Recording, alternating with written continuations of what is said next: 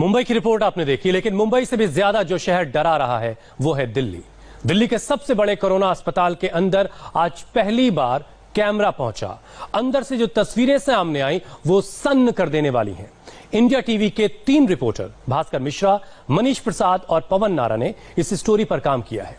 आपको खबर दिखाने से पहले हमने पूरी पड़ताल की, वीडियो को ऑथेंटिकेट किया, अस्पताल के अधिकारियों से भी बात की, तब जाकर हमने ये खास रिपोर्ट तैयार की है।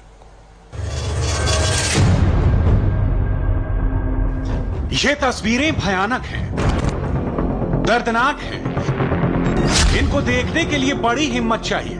अस्पताल के कोरोना वार्ड में मरीज बेसुध दिख रहे हैं। उनके शरीर हिलडुल नहीं रहे।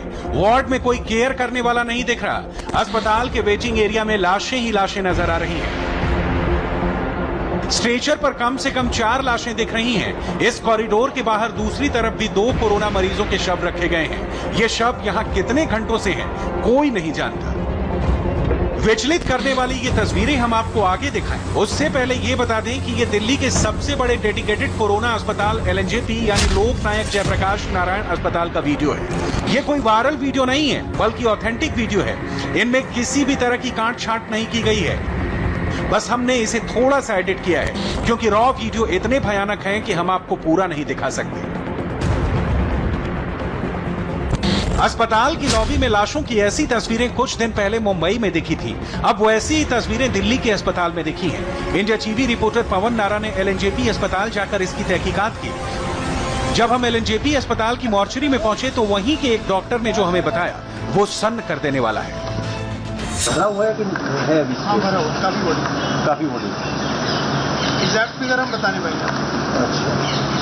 अच्छा, ऐसी भी स्थिति आती है कि आपको कॉरिडोर में रखना पड़ता है?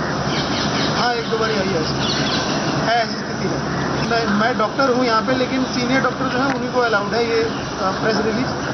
मैं इसमें कुछ कर नहीं सकता। अच्छा, और कहीं ऐसा भी है कि बॉडी लेने से लोग इनकार कर रहे हैं, भाई आए ही नहीं लेने?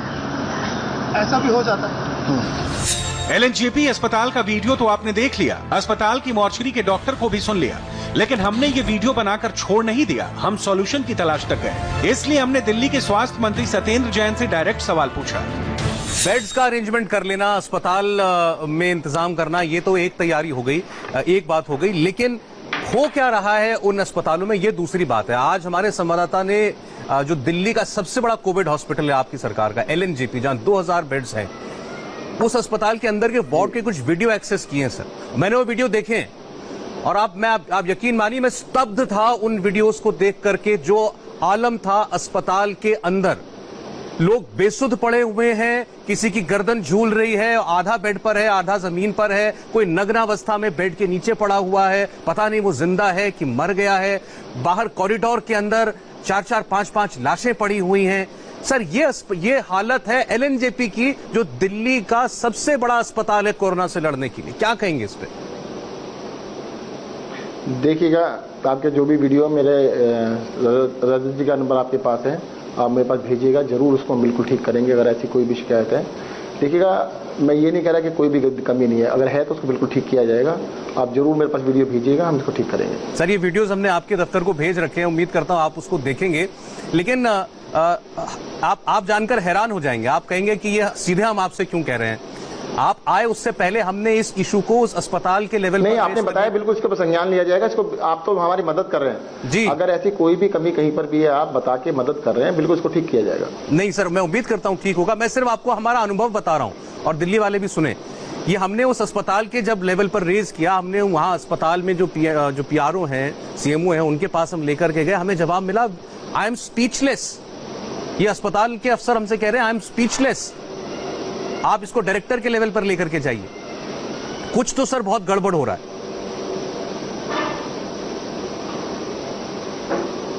नहीं, आप मुझे बताइएगा कि किससे आपने बातचीत की थी, वो भी बात करता हूँ, मैं देखता हूँ। जी बिल्कुल सर, उनका भी आपको हम, और अगर जो भी आपने बताया, क्योंकि मैंने अभी तक वीडियो देखी नहीं है, मैं देखने के बाद उसको बिल्कुल इसको दुरुस्त किया जाएगा, ठीक किया जाएगा। नहीं सर, बिल्कुल वो वीडियोस आपको हमने भेजी है, आप दोबारा भेज देंगे, आप उनको देखिएगा सर। क्योंकि जब ये ऐसी बातें आती हैं तो अभी लोग पहले ही शिकायत कर रहे थे दिल्ली के अंदर कि हमको बेड्स नहीं मिल रहे हैं, कोई कह रहा है हमको हमारी टेस्टिंग नहीं हो पा रही, हम कहाँ जाएं टेस्ट करने के लिए।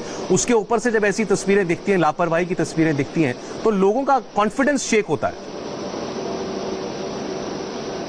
नहीं, देखिए मैं बता रहा हूँ ना, अगर कहीं पर भी किसी भी तरह की छोटी सी भी कमी है उसको हम बिल्कुल ठीक करेंगे। आपने मेरे संज्ञान में लेके आए हैं, आपने वीडियो भेजी है, मैं जरूर देखूंगा, उसको ठीक करूंगा, पक्का ठीक करेंगे। दिल्ली सरकार ने कहा है कि आने वाले समय में दिल्ली में कोरोना बहुत तेजी से फैलने वाला है। 50 दिन में 5.5 लाख मरीज होने वाले हैं और दिल्ली को करीब 80,000 बेड की जरूरत पड़ सकती है। कोरोना टेस्ट कराने के बाद दिल्ली के मुख्यमंत्री अरविंद केजरीवाल अपनी नेगेटिव टेस्ट रिपोर्ट लेकर आए। मुख्यमंत्री ने अपनी टेस्ट रिपोर्ट के बारे में बताया, साथ ही दिल्ली की कोरोना रिपोर्ट भी बताई। आज दिल्ली की जो पोजीशन है, दिल्ली में 31,000 टोटल केस हो चुके हैं। इसमें से लगभग 12,000 लोग ठीक होकर घर जा चुके हैं। 18,000 लोग अभी एक्टिव केस हैं जिनको अभी भी बीमारी है। 900 के करीब लोगों की डेथ हो चुकी है। जो 18,000 लोग एक्टिव केसेस हैं, इनमें 15,000 होम आइसोलेशन में अपना इलाज करा रहे हैं। कुछ बातें सीएम ने बताई। इसके बाद दिल्ली सरकार ने कोरोना का हेल्थ बुलेटिन निकाला।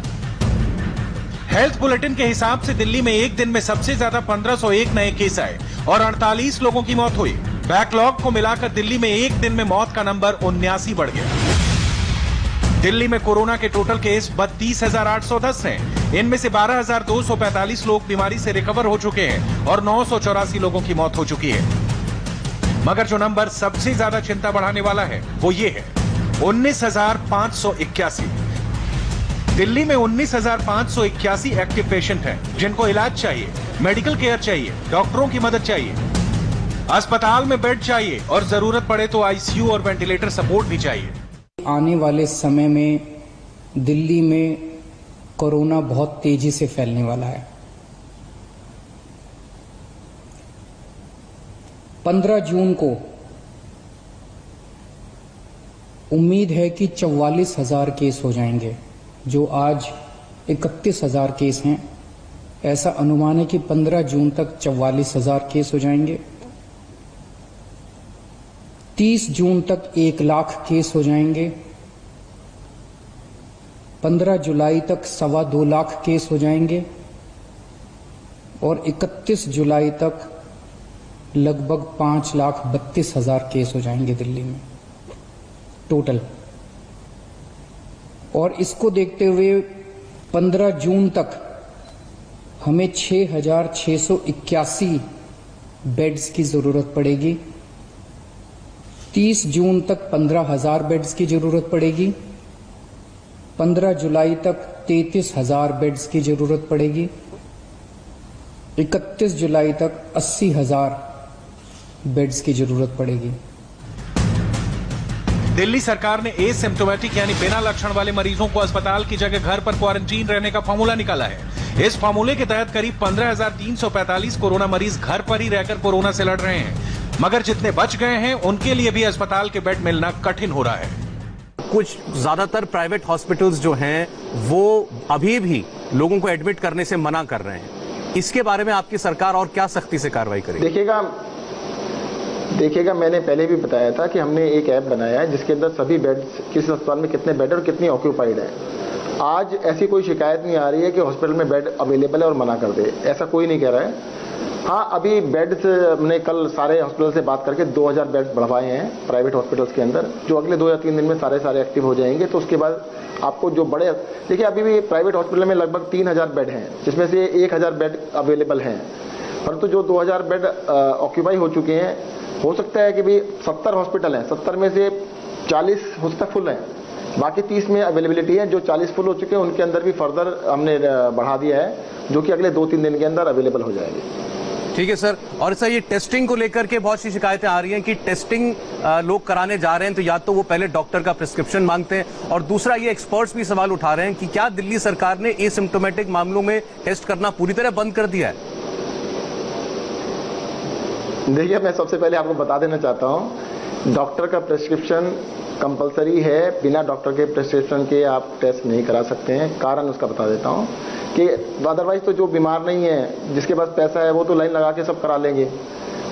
आज अगर टेस्ट आपने कराया है, उसकी रिपोर्ट सबसे ज्यादा इंपॉर्टेंट है कि उसकी रिपोर्ट 24 घंटे के अंदर आनी चाहिए। चीफ मिनिस्टर हो, हेल्थ मिनिस्टर हो या दिल्ली के लेफ्टिनेंट गवर्नर अनिल बैजल हो, इतना तो सब मान रहे हैं कि दिल्ली में आने वाले समय में कोरोना तेजी से फैलेगा। दिल्ली में पिछले 7 दिनों में कोरोना का ग्रोथ रेट 5.24% है, जबकि पूरे देश में कोरोना का ग्रोथ रेट रोजाना 3.5% का है। दिल्ली में कोरोना के एक्टिव केसेस का डबलिंग रेट 12 से 13 दिनों का है, जबकि देश का औसत डबलिंग रेट 20 दिनों का हो चुका है।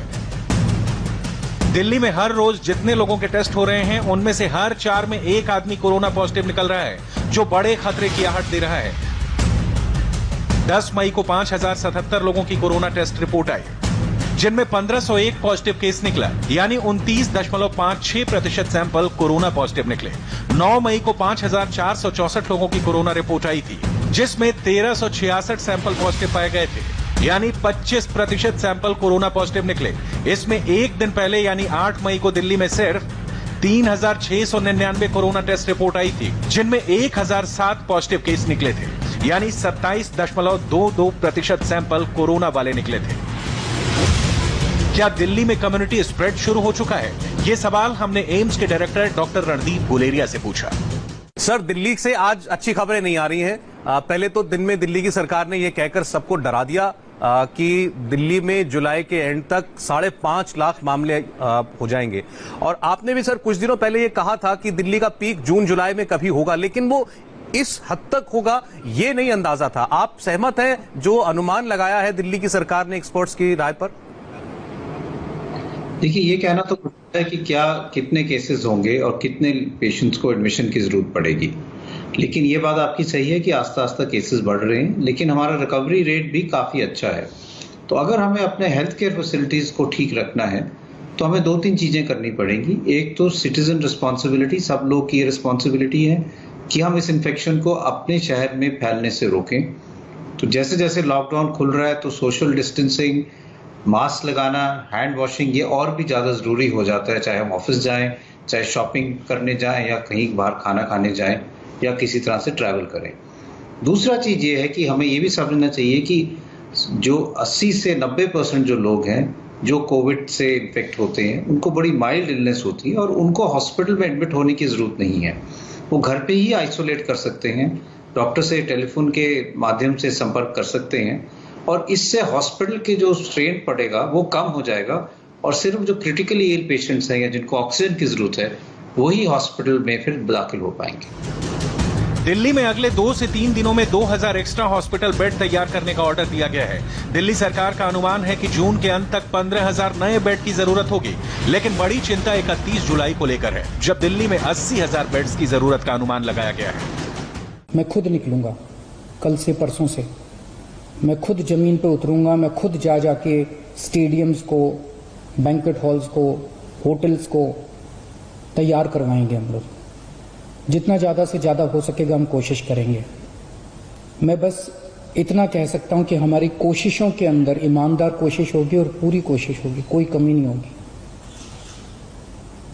लेकिन ये विपदा इतनी बड़ी है, ये मुसीबत इतनी बड़ी है, मानव जाति के इतिहास में शायद इतनी बड़ी विपदा कभी नहीं आई।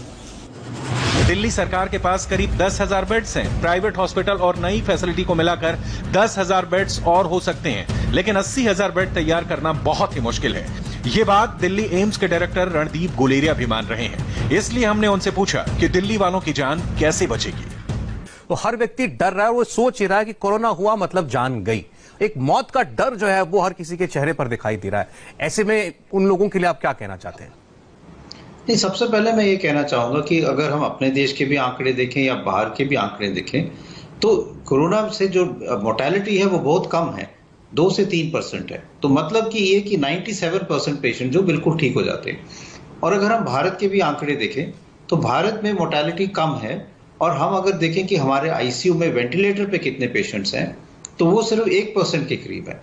इसका ये मतलब कि ऑक्सीजन के साथ और सपोर्ट के साथ 98 to 99% जो पेशेंट्स हैं वो ठीक हो जाते हैं। इसलिए ये सोचना कि अगर आपको कोविड-19 हो गया या कोरोना आपको इन्फेक्शन हो गया तो ये एक डेथ सेंटेंस है, ये तो बिल्कुल गलत स्टेटमेंट है, क्योंकि ऐसा नहीं है। और हम देख रहे हैं कि ऑलमोस्ट अब हमारा 50% के करीब लोग रिकवर हो रहे हैं और मेरा ये मानना है कि रिकवरी रेट आस्ता आस्ता बढ़ के 80% से ऊपर पहुंच जाएगा, क्योंकि हमारे मोर्टेलिटी बहुत कम है as compare to the west. और हम अगर देखें आईसीयू में तो बहुत कम पेशेंट्स ऐसे हैं ओवरऑल जो वेंटिलेटर पे हैं। डॉक्टर साहब बहुत बहुत शुक्रिया, आपने हमसे बात की और लोगों के मनों के जो सवाल थे उनके जवाब दिए और उनका डर भी दूर किया आपने। बहुत बहुत शुक्रिया सर।